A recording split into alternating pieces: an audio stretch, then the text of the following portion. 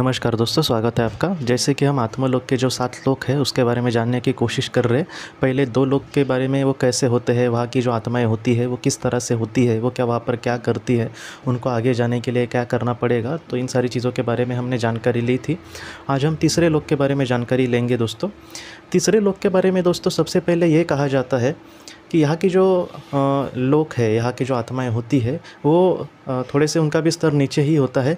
लेकिन इनकी जो आत्माएं होती है उनका अगर वज़न के बारे में हम बात करें, मतलब उनकी जो आत्मा होती है उसका जो भारीपन है वो पहले और दूसरे लोक से थोड़ा सा हल्का होता है। लेकिन फिर भी ये नरक है दोस्तों, यहाँ पर भी सूर्य का ज़रा भी प्रकाश नहीं है। लेकिन यहाँ पर दोस्तों पूरा अंधेरा नहीं है, मतलब थोड़ा सा वहाँ पर जो वातावरण होता है वो धूमिल या फिर फॉग जैसा होता है।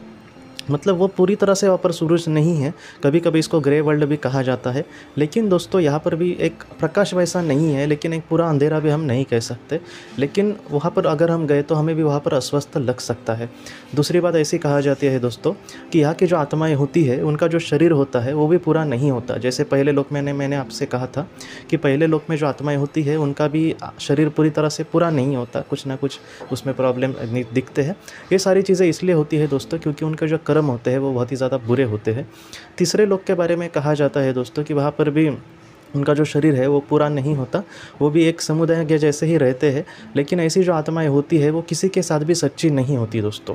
मतलब उनका कितना भी करीबी कोई वहाँ पर होगा तो फिर भी वो उसके ही बारे में कुछ बुरा सोचेंगे, उसका ही कुछ आगे चल के बुरा करेंगे।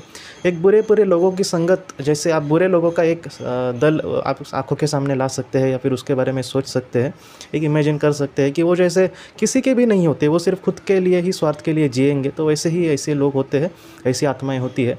वो एक दूसरे का हमेशा द्वेष करते रहते हैं। वो कोई काम अगर हो तो एक साथ करेंगे, लेकिन दिल से वो किसी को भी अपना नहीं मानेंगे।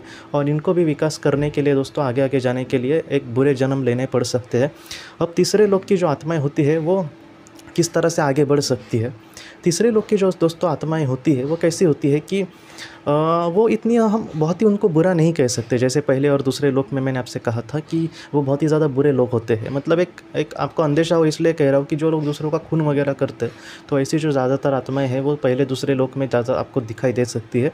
लेकिन तीसरा जो लोक है उसमें ऐसी आत्माएं होती है दोस्तों कि जिसने एक अपने जीवन में बहुत ही अच्छा उसको जीवन मिला, वो कुछ अच्छा कर सकता था लेकिन उसमें वो बुरा ही करता गया। मतलब एक काम क्रोध लोभ के जो पुजारी है वो ज़्यादातर, मैं यही कहूँगा कि तीसरे लोक में जा सकते हैं, क्योंकि ये बहुत ही ज़्यादा बुरा करते हैं। कभी दूसरे के बारे में सोचते नहीं, दूसरों को पीड़ा देते हैं। मैंने बहुत बार इसलिए हमें हमेशा आपसे कहता हूँ कि मानसिक पीड़ा किसी को ना दे। ये सारी चीज़ें हमारा इतना बुरा कर सकती है कि तीसरा लोग जो है वहाँ पर हमें लेकर जा सकती है। तो इसलिए मैं कहता हूँ हमेशा कि हम किसी का अच्छा ना करें तो भी चलेगा, लेकिन कभी भी किसी का बुरा नहीं करना चाहिए दोस्तों। तो चौथे लोक की जो वगैरह आत्माएँ होती है, चौथे लोक में ज़्यादातर एक न्यूट्रल वो लोक है, वहाँ पर अच्छी भी आत्माएँ होती है और बुरी भी होती है। मतलब वहाँ पर एक ऐसी आत्मा होती है जो ज़्यादा अच्छी भी नहीं है और ज़्यादा बुरी भी नहीं है। तो ऐसी जो आत्मा है उसका अगर पृथ्वी पर जन्म हुआ तो जन्म होने के बाद दोस्तों वो जो कर्म करेगी उस पर निर्भर है कि वो कौन से लोक में जाएगी। एक जन्म लेके ही वो कुछ अच्छा भी नहीं करती तो वो तीसरे लोक में जाएगी, ऐसा नहीं होता दोस्तों। अगर उस जन्म में वो कुछ भी नहीं सीखती या फिर किसी का बुरा करती है दोस्तों, क्या है कि कभी कभी मुझे भी कुछ लोग कहते हैं कि कुछ आत्माओं को अच्छे और बुरे की समझ नहीं होती, तो इस वजह से अगर वो कुछ आत्माएं बुरा करती है समझो, तो उसके लिए हमें ज़्यादा उसको दोष नहीं देना चाहिए, उसको अपराधी जैसे नहीं लगना चाहिए। देखिए दोस्तों, मैं हमेशा आपसे एक बात कहता हूँ कि सच, अच्छाई और बुराई, इसमें हमें फ़र्क देखना चाहिए। एक ऐसा इंसान जो किसी का अच्छा नहीं कर सकता, आप मत करो, लेकिन आप किसी का बुरा तो मत करो।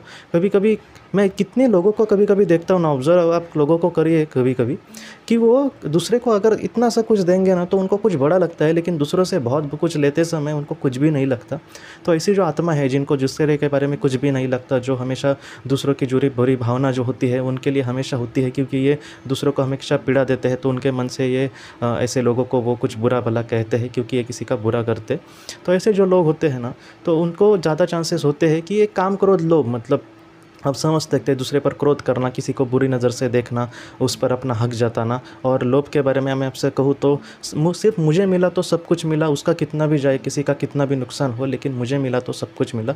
बहुत लोग ऐसा भी कहते हैं ना कि मैं सुखी तो दुनिया सुखी। तो ऐसे जो लोग होते हैं, एक सोच ये ठीक है, लेकिन अगर ये सोच करते समय अगर कोई किसी का बुरा करता है तो ज़्यादा चांसेस है वो तीसरे लोक में आए। कुछ छोटी मोटी चीज़ें करके ही हम तीसरे लोक में जाएंगे, या फिर मैंने अपने जीवन में किसी का कुछ बुरा किया है तो मैं तीसरे ही लोक पर या फिर दूसरे या फिर पहले लोक में जाऊँगा, ऐसा हमें नहीं सोचना चाहिए दोस्तों। मैं आपसे फिर से कहता हूँ, जीवन में हमने भूतकाल में जो भी किया है जाने दो, आगे हम अच्छा बर्ताव करेंगे, आगे मैं इस निस्वार्थ रीति से जीने की कोशिश करूँगा, आगे मैं लोगों के लिए जितना हो सके हेल्पफुल रहूँगा, आगे मैं कम से कम किसी को दुखाऊँगा नहीं, जितने लोग मेरे संपर्क में आएंगे उनके साथ मैं बहुत ही अच्छा बर्ताव करूँगा। इस तरह से अगर हम जिए ना दोस्तों, तो ये जो आपको लगेगा कि इंसान बहुत ही जल्दी नीचे जाता है, लेकिन मैं आपसे सच कहता हूँ दोस्तों कि उतना ही इंसान उससे डबल स्पीड में ऊपर भी हम जा सकते हैं। अगर एक इंसान सफलतापूर्वक अपने जीवन में जो भी उसके संकट आते हैं, उसका अगर बहुत ही अच्छे से सफलतापूर्वक वो सामना करता है, ये पहली स्टेज की अपने सामने जो चीज़ें आएंगी बुरी, उसका अच्छी तरह के सामना करना, ये पहली बात हुई। दूसरा, जीवन जीते समय लोगों के लिए कुछ अच्छा करने की कोशिश करना, सबके बारे में अच्छा सोचना। अगर ये दोनों चीज़ें हमें ठीक से आ गई ना दोस्तों, तो हमारा जो विकास है वो इतना जल्दी हो सकता है कि 10-15 जन्म में हम एक लोग ऊपर जा सकते हैं दोस्तों, और बहुत ही जल्दी हम मोक्ष को भी प्राप्त कर सकते हैं। लेकिन इसके लिए स्थितप्रज्ञ रहना बहुत ही ज़्यादा महत्वपूर्ण है। इसके लिए कर्तव्य का ठीक से सफलतापूर्वक उसका सामना करना, ये भी महत्वपूर्ण होता है, कर्तव्य को ठीक से निभाना। तो ये जो चीज़ें होती है वो थोड़ा सा अगर हम सीख ले, या फिर थोड़ा सा परेशानी हो सकती है, 1-2 साल भी हमें लग सकते हैं स्थितप्रज्ञ आने के लिए या फिर कर्तव्य को सामना करने के लिए, लेकिन फिर जो आएगा दोस्तों वो इतना अच्छा होगा, या फिर हमारे आत्मा का जो विकास है वो इतने अच्छी तरीके से होगा कि हम सोच भी नहीं सकते। तो इस तरह से दोस्तों तीसरा लोक होता है, वहाँ पर भी सूरज की ऐसा मतलब बहुत ही प्रकाश नहीं है, लेकिन पूरा एक पहले 2 लोग जैसे पूरी तरह अंधेरा में है वैसे नहीं है वो, लेकिन वहाँ पर एक धूमिल और कोहरा जैसा एक वातावरण दिखाई देता है। ऐसी जो आत्माएँ होती है वो भी जो वहाँ पर जो नई आत्माएँ आती है, कभी कभी उनको भी कभी कभी अपना गुलाम बना लेती है। लेकिन देखिए दोस्तों, जो गुलाम बनाने वाली आत्मा है उनको भी इनके वजह से बहुत ज़्यादा पीड़ा मिलती है। लेकिन ऐसी जो गुलाम आत्माएँ होती है, मतलब जिनको ये लोग बहुत ही बुरा व्यवहार कर रहे हैं, तो ऐसी अगर आत्मा सर्वशक्तिमान ईश्वर से प्रार्थना करते हैं तो इनको किसी न तरीके से संरक्षण भी दिया जाता है, और उनके सामने इस तरह से चीज़ें रखी जाती है कि आप पृथ्वी पर जाए और एक बुरा जन्म ले और उसमें बहुत ही अच्छा कुछ करने की कोशिश करें, तब आपका विकास होगा और तब आप चौथे स्थान पर आ सकते। तो इस तरह से ये सारी चीज़ें घटती है दोस्तों आत्मलोक में। तीसरा जो लोक होता है वो किस तरह से होता है, वहाँ पर कैसी आत्माएं होती है, इसके बारे में आज हमने जानकारी ली दोस्तों। आज की इस वीडियो को लेकर अगर आपके कोई भी सवाल हो तो आप ज़रूर पूछें, जितना हो सके मैं आपको जवाब देने की कोशिश करूँगा। हम अपनी अगली वीडियो में मिलते हैं। आप अपने परिवार का ख्याल रखना। आपका बहुत बहुत शुक्रिया। ज़िंदगी की रोशनी ये संस्था ऐसे लोगों के लिए काम करती है जिन्होंने किसी अपने को खोया है, या फिर जो लोग अपनी ज़िंदगी में बहुत ही ज़्यादा दुखी है।